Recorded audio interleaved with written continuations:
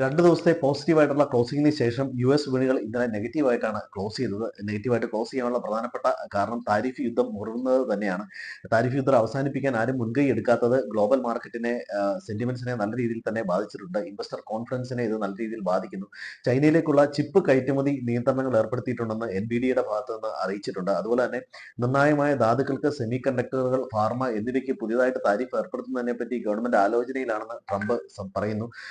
ബോയിങ്ങിന്റെ delivery സ്വീകരിക്കേണ്ട എന്ന് Chinese കമ്പനികൾക്ക് ചൈനീസ് ഗവൺമെന്റ് നിർദ്ദേശം നൽകിയിട്ടുണ്ട്. അതുപോലെ താരിഫ് മൂലം എക്സ്പോർട്ട് ഇമ്പോർട്ടുകൾക്ക് നല്ല രീതിയിൽ ചെലവ് കൂടുന്ന കണ്ടെയ്നറുകൾക്ക് ക്ഷാമം നേരിടുന്നു. ഈ 90 ദിവസത്തെ ഒരു ഗ്യാപ്പ് നൽകിയത് എല്ലാ രാജ്യങ്ങളും അങ്ങോട്ടും ഇങ്ങോട്ടും ഇമ്പോർട്ടും എക്സ്പോർട്ടും മാക്സിമം വർദ്ധിപ്പിക്കുന്നതിന് ഇടയാക്കിയിട്ടുണ്ട്. ഇതൊരു ഈ മേഖലയിലെ നല്ല രീതിയിലുള്ള എക്സ്പെൻസ് വർദ്ധിപ്പിക്കുന്നതിന് കാരണമാണ്. ഇന്നലെ ഇന്ത്യൻ മാർക്കറ്റുകൾ നല്ല രീതിയിലാണ് പെർഫോം ചെയ്തത്. 2% മേളിലാണ് ക്ലോസ് ചെയ്തേക്കുന്നത്.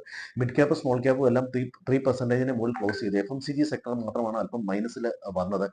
ഡെപ്പോസിറ്റുകൾക്ക് പലിശ കുറച്ചു തുടങ്ങിയത് ബാങ്കിങ് സെക്ടറുകൾക്ക് പോസിറ്റീവായി. അതുപോലെ താരിഫിൽ നിന്ന് പിന്നോക്കം പോകുന്നതും ഇന്ത്യൻ വിപണികൾക്കും നല്ല രീതിയിലുള്ള പോസിറ്റീവായിട്ട് വന്നിട്ടുണ്ട്. മറ്റൊന്ന്, ഇന്നലെ ഹോൾസെയിൽ പ്രൈസ് ഇൻഫ്ലേഷൻ ഡേറ്റ വന്നതാണ്. 2.38% നിന്ന് 2.5 വന്നിട്ടുണ്ട്. ഫുഡ് ഇൻഫ്ലേഷൻ വീണ്ടും കുറയുന്നതായിട്ടാണ് കാണിക്കുന്നത്. അതുപോലെ കൺസ്യൂമർ പ്രൈസ് ഇൻഫ്ലേഷൻ 3.61 നിന്ന് 3.34 വന്നിട്ടുണ്ട്. ഇത് 4 ഇയർ ലോ ആണ്. RBIയുടെ ടാർജറ്റിനെക്കാളും താഴെയാണ് വന്നിരിക്കുന്നത്.